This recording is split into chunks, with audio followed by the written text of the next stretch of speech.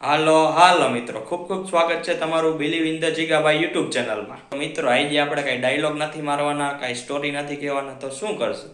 અરે યાર, જોક્સ કરશું. આવી જોક્સ. મિત્રો, એક સ્કૂલ હતી, એમાં બધા છોકરા ભણતા હતા. એ છોકરાના વાલીઓને એવી આદત હતી કે મોડી ફી ભરે, સેમેસ્ટર એન્ડ થાય ને ત્યારે.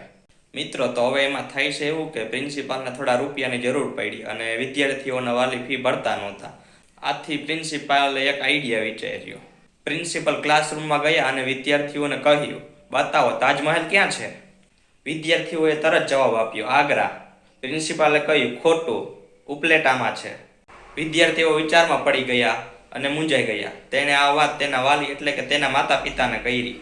બીજા દિવસે બધા વિદ્યાર્થીના મા બાપ સ્કૂલે આવ્યા અને પ્રિન્સિપાલને ફરિયાદ કરવા લાગ્યા, છોકરાઓને ખોટું કેમ શીખવાડો છો?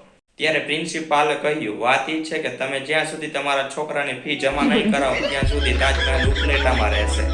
તો મિત્રો, જોક્સ સારો લાગ્યો હોય તો લાઈક કરજો, શેર કરો, સબસ્ક્રાઈબ કરજો, કોમેન્ટ કરજો. તો હાલો મળશું નવા વિડીયોમાં.